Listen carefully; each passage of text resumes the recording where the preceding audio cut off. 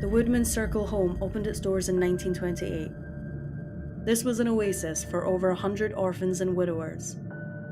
This Christian-run home was a safe haven for children, a peaceful and happy place. That was until the original owners passed, and the building was bought by a sinister cult leader, Dr. His own worshiping center. Owned by a cult leader, this orphanage was up and running until a girl died there and no one was held accountable. That's when the dark age of this orphanage began. During this time, a 4-year-old girl was left unattended and fell to her death in an elevator shaft. No one was held accountable. The demonic activities and the death of the girl brought so many paranormal occurrences that the orphanage was eventually abandoned. Until December 24, 2021, when the Ghost Club paranormal team decided to explore the building and find out if there were still spirits inside. There is, right there. That is the door that we're about to walk through. This place is mega haunted figures, so we definitely know that shadow figures are here. The plan is to just walk right in the front door, right? Let's walk right into it. Before them, a couple of urban explorers had done some exploring, and there were shadows seen lurking in the building. Before the sun went down, they decided to check the building, and it was full of creepy graffiti and the building falling apart. And there they found the infamous elevator shaft from where the girl fell to her death. When the cult leader basically took this place over, this is where he would keep the children, was actually in the basement. Obviously it was a lot nicer back in the day, but still, like, I can't really imagine that they even got much air down. Oh my god, Jay. What? Found what? An elevator shaft. So, reports were a 4-year-old child fell down the shaft after the doors had opened and they weren't aware that the elevator did not work and they fell to their death. And as they were investigating the elevator shaft, they started hearing weird sounds.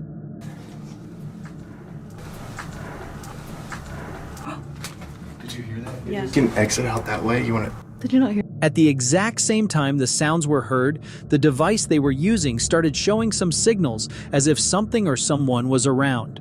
Look at that. Look at that, Jade. Are you getting that? Yeah. That's exactly what I saw was this. It was popped up in the elevator.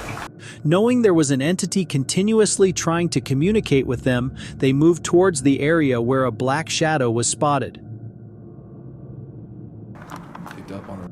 Not just the REM pod made a sound depicting there was someone nearby, but also there was a temperature drop, which had the investigators shocked. So for now, they went back to the basement to see if they could find anything there. Okay, we're gonna leave this area just now. Step back a little bit. With the REM pod going crazy, there were certain voices that could be heard too. Like talking. And now they were ready to properly communicate with the spirits using other devices. How many spirits are here with us right now? Can you give us a number? Whoa, it sounded like the... Here? I thought I just... As they moved to the next building, they were welcomed by another series of creepy graffiti on the wall. And as if the complete darkness and the eerie atmosphere weren't scary enough, they found this on the floor. Hospital here? This... Holy shit. See where it needs to go. It's Yeah. Yeah. The area looked like it had been used by individuals for some kind of satanic rituals. However, whether it was years ago or recent, remains a question no one knows the answer to.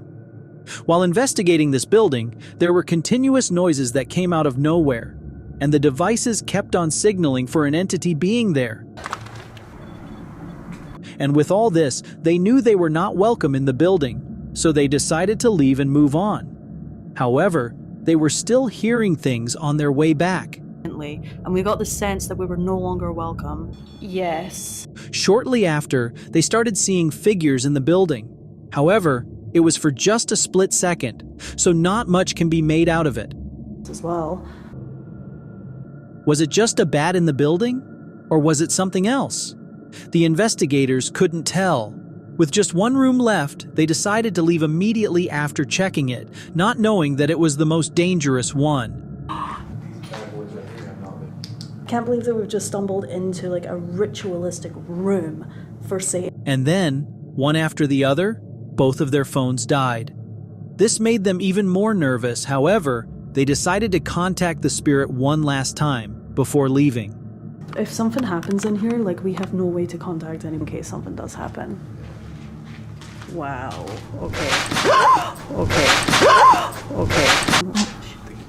After that, they knew they just had to leave as the night was just starting and the activity in the building was already at an extreme level.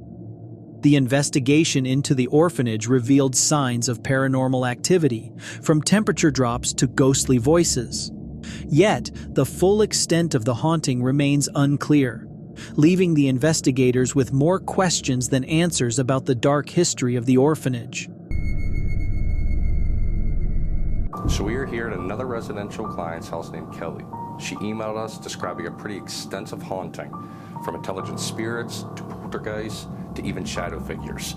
The sheer amount of activity has led her to believe there's a portal in this home. We are going to be starting shortly and are hopeful we can get some answers. On February 12, 2024, a paranormal investigators team received an email from a woman who claimed her house was haunted and wanted them to come and check if they could find anything. They try to shut it, so I keep the door stoppers there because they're doing it, and they're doing it so hard, they're actually knocking the paint off the door. Camera over, and then it moves the TV, it moves the bed, like it'll move my mirror, it'll go like this back and forth. Oh, wow. According to her, the ghosts or whatever was in the house kept smacking the doors, knocking off the pictures from the walls, and doing other scary things. And I can't actually see him, it's like a black shadow.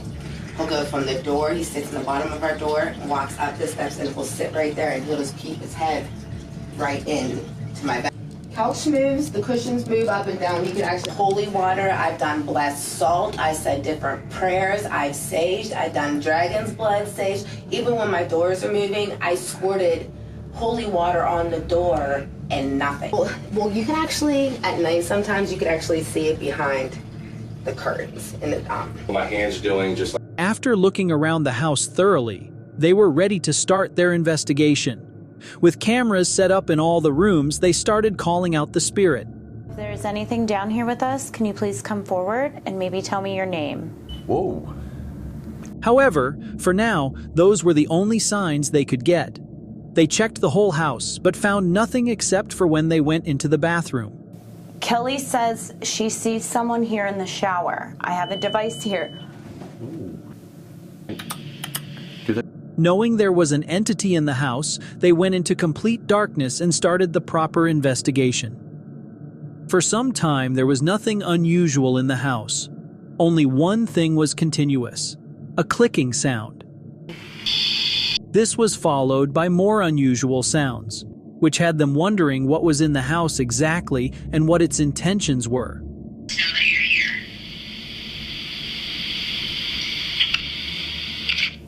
Sounds like running. Yeah, that was really close by though. Wait, would you... Sounds like someone's like running down the steps or up the steps, like the basement more steps. like above us and shit. The sound came from the first floor, so they headed there to see if the entity was upstairs or not. And this is what happened there. Me. Seeing that the entity was now communicating through the device, they asked more questions to see if they could get some answers. Right here.